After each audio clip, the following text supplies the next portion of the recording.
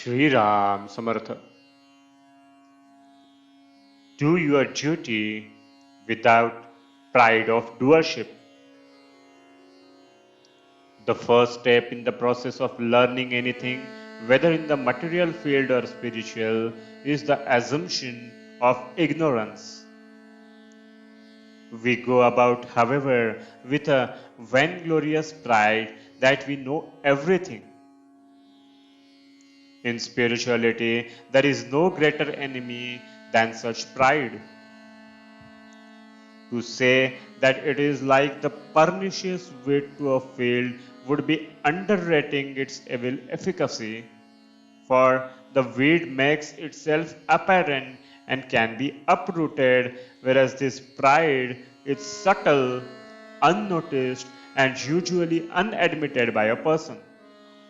There is no telling when it will crop up and make itself felt. It is the main obstruction to purification of the heart. Nothing would be sillier and more doomed to failure than to imagine that one could surmount it with one's own prowess. The only way to overcome it is to go into utter unquestioning surrender to the Sadguru and constantly to pray him to deliver you from its clutches.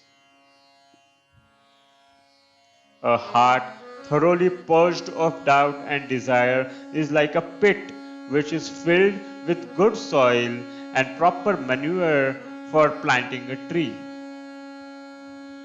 The next step is to sow a seed of best quality and perfect purity.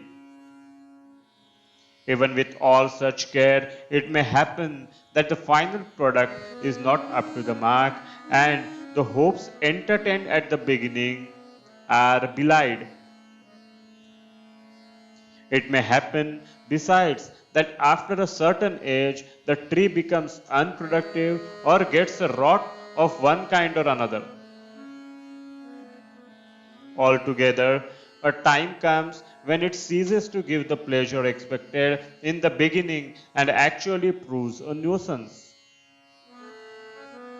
It would have been better to select a seed which would grow into a tree yielding pleasant fruit for endless time. Now, does our experience show anything which provides uncloying, unperishing pleasure? The answer must inevitably be in the negative.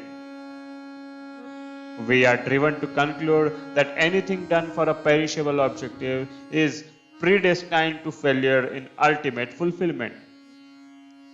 Consequently, we realize that the only way to everlasting pleasure and bliss is to do one's duty with no sensate object in view. We would fervently pray God to ask of Him the gift of devotion without any objective but Himself, and our effort should be directed to that end. We use the sifting fan to blow away the rotten grain and retain only the pure. Similarly, we should practice to discard all desire but that for God and resort to devotion with no object but to Him. Janaki Jeevana Smarana Jai Jai Ram.